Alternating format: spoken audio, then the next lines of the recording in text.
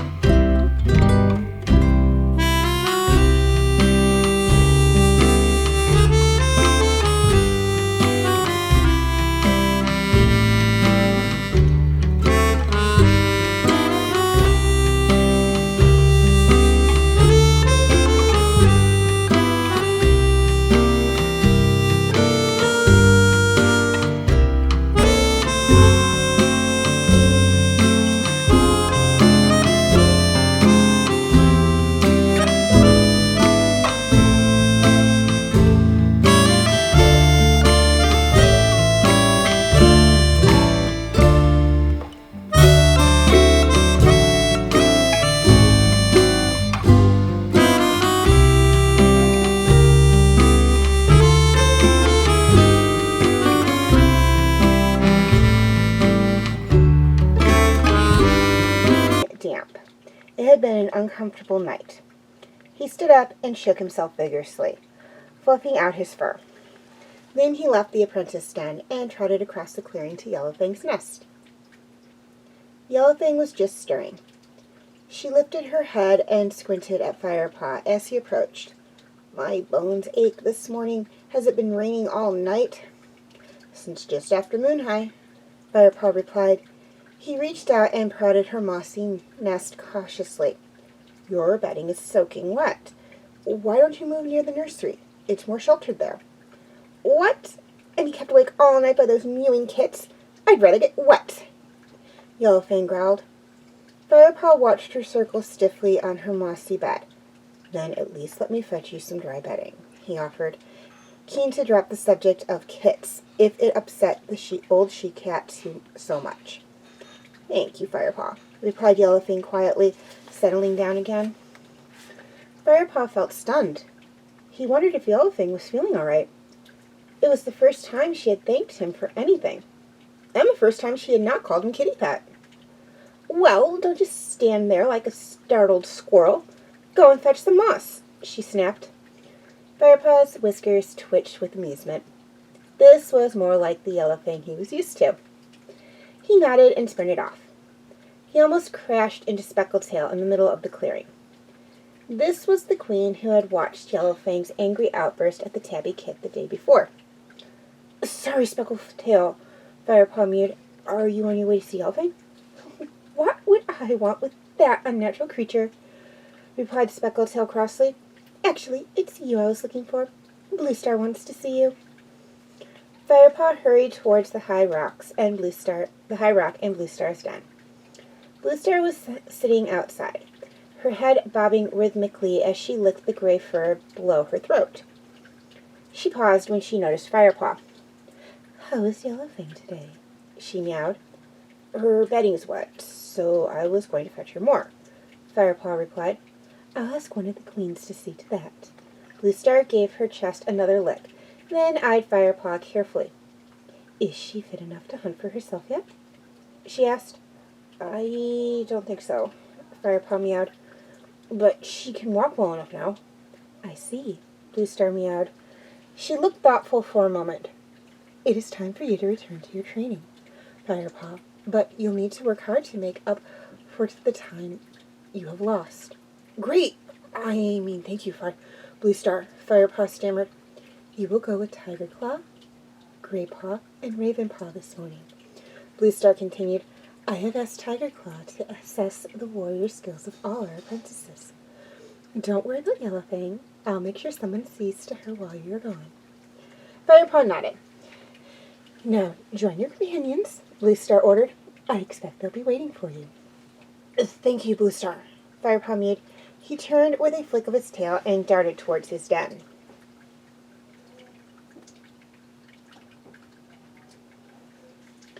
Bluestar was right. Greypaw and Ravenpaw were both waiting for him by their favorite stump. Greypaw looked stiff and uncomfortable, his long fur clumped by the dampness of the air. Ravenpaw was pacing around the tree stump, lost in thought, the white tip of his tail twitching. So you're going to join us today, Greypaw called as Firepaw approached. Someday, huh? He shook himself roughly to get rid of the clinging wetness. Yes, Bluestar told me that Tigerclaw is going to assess us today. Are Sampaw and Dustpaw coming too? Whitestorm and Darkstripe took them out on warrior patrol. I suppose Tigerclaw is going to look at them later, Greypaw answered. Come on, we should get going, urged Ravenpaw. He had stopped pacing now and hovered beside them anxiously. Fine with me, meowed Greypaw. Hopefully some exercise will warm me up a bit. The three cats trotted through the gross track and went out of the camp. They hurried to the sandy hollow. Tigerclaw had not yet arrived, so they hung around in the shelter of a pine tree, their fur fluffed up against the chill. Are you worried about the assessment? Firepaw asked Ravenpaw. As the young cat padded back and forth with quick, nervous paw steps. There is no need to be. You're Tigerclaw's apprentice, after all. When he reports back to Bluestar, he's going to want to tell her how good you are. You can never tell with Tigerclaw, mewed Ravenpaw, still pacing. For goodness sake, sit down, growled Greypaw. At this rate, you'll wear yourself out before we begin. By the time Tigerclaw arrived, the sky had changed. The clouds looked less like thick gray fur, and more like the soft white balls of down the queens used to line the nests of their newborns. Blue skies couldn't be far behind, but the breeze that brought the softer clouds carried a fresh chill.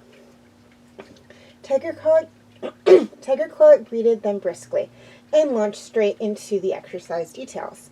Lionheart and I have spent the last few weeks trying to teach you how to hunt decently, he meowed. Today, you'll have a chance to show me how much you have learned. Each of you will take a different route and hunt as much prey as possible, and whatever you catch will be added to the supplies in the camp. The three apprentices looked at one another, nervous and excited. Firepaw felt his heart begin to beat faster at the prospect of a challenge. Ravenpaw, you will follow the trail beyond the great sycamore as far as the snake rocks. That should be easy enough for your pitiful skills. You, Greypaw, Tigerclaw continued, will take the route along the stream as far as the Thunder Path. Great, meowed Greypaw. Wet paws for me. Tigerclaw's stare silenced him. And finally, you, Firepaw. What a shame your great mentor couldn't be here today to witness your performance for herself. You shall take the route through the tall pines, past the tree-cut place to the woods beyond. Firepaw nodded, frantically tracing the route in his head. And remember, Tigerclaw finished, fixing them all with his pale-eyed stare, I shall be watching you. Ravenpaw was the first to sprint away towards the snake rocks. Tigerclaw took a different track into the woods, leaving Graypaw and Firepaw alone in the hollows, trying to guess who Tiger Claw would follow first. I don't know why he thinks the Snake Rocks is an easy route, mused Graypaw. The place is crawling with adders. Birds and mice stay away from there because there are so many snakes. Ravenpaw will have to spend his whole time trying not to get bitten, Firepaw agreed. Oh, he'll be okay, mewed Graypaw. Not even an adder would be fast enough to catch Ravenpaw at the moment. He's so jumpy. I better get going. See you back here later on. Good luck. Graypaw raced off towards the stream. Firepaw paused to sniff the air, then bounded up the side of the hollow and began to head for the tall pines. It felt strange to be going in this direction, towards the two-leg place he had been raised. Cautiously, Firepaw crossed the narrow path into the pine forest. He looked through the straight rows of trees across the flat forest floor, alert for the sight and scent of prey. A movement caught his eye. It was a mouse, scrabbling through the pine needles. Remembering his first lesson, Firepaw dropped into a stalk position, keeping his weight in his haunches, his paws light on the ground. This technique worked perfectly. The mouse didn't detect Firepaw until his final leap. He caught it with one paw and killed it swiftly. Then he buried it so he could pick it up on his return journey. Firepaw traveled a little further into the tall pines.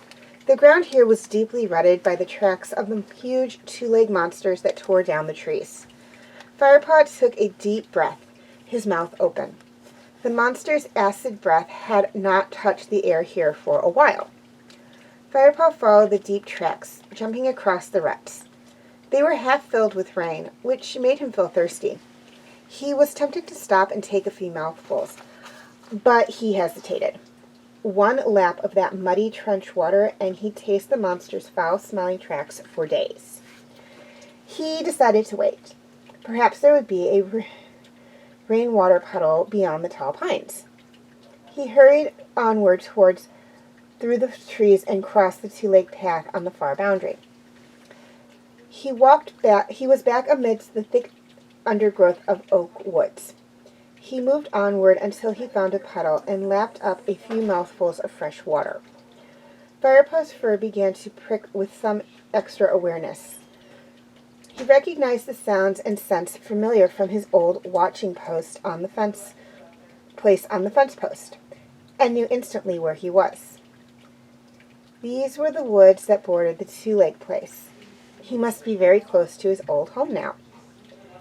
Ahead, Firepaw could smell two legs and hear their voices, loud and raucous like crows. It was a group of young two-legs playing in the woods. Firepaw crouched and peered ahead through the ferns.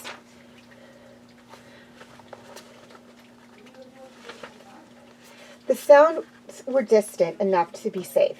He changed directions, skirting the noises, making sure he was not seen. Firepaw stayed alert and watchful, but not just for two legs. Tiger Claw might be somewhere nearby. He thought he heard a twig snap in the bushes behind him.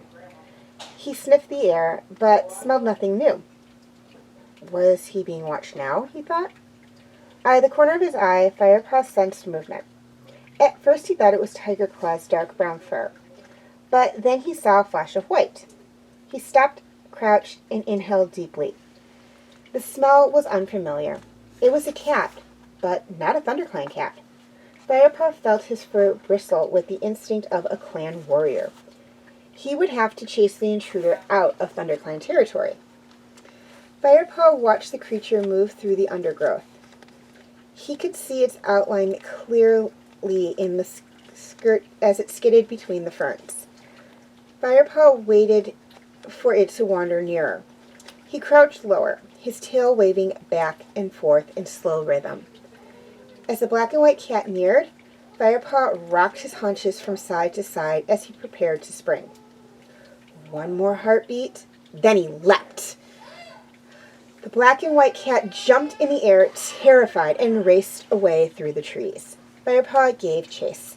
It's a kitty pet, he thought as he raced through the undergrowth, smelling its fierce scent. In my territory. He was closing in rapidly on the fleeing animal. It had slowed its headlong rush, preparing to scramble up the wide, mossy trunk of a fallen tree. With the blood roaring in his ears, Firepaw leapt onto its back in a single bound. Firepaw could feel the cat struggle beneath him as he gripped on with all his claws. It let out a desperate, terrified yowl. Firepaw released his grip and backed away. The black and white cat cringed at the foot of the fallen tree, trembling and looking up at him. Firepaw lifted his nose, feeling a ripple of disgust in the intruder's easy surrender. This soft, plump house cat, with its round eyes and narrow face, looked very different from the lean, broad-headed cat Firepaw lived with now. And yet, something about this cat was familiar. Firepaw stared hard. He sniffed, drawing in the other cat's scent. I don't recognize this smell, he thought, searching his memory. Then it came to him. Smudge? He meowed out loud. How do you know my name? Stammered Smudge, still crouching. It's me, Firepaw meowed. The house cat looked confused. We were kittens together. I lived in the garden next to you, Firepaw insisted. Rusty? Mewed Smudge in disbelief. Is that you? Did you find the wildcats again? Or are you living with the new house folks?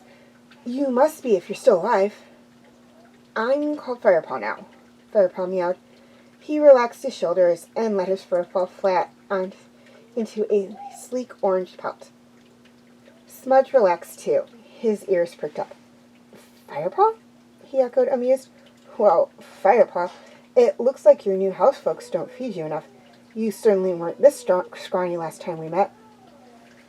I don't need 2 legs to feed me, Firepaw replied. I've got a whole forest of food to eat.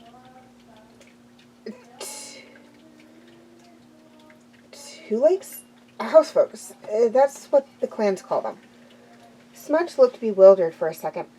Then his expression changed to one of complete astonishment. You mean you're really living with the wildcats? Yes, Firepaw paused. You know, you smell different. Unfamiliar. Unfamiliar? Smudge echoed. He sniffed. I suppose you're used to the smell of the wildcats now. Firepaw shook his head, as if to clear his mind. But we were kittens together. I should know your smell like I know the smell of my birth mother. Then Firepaw remembered Smudge had passed 6 moons. No wonder he looked so soft and fat, and smelled so strange.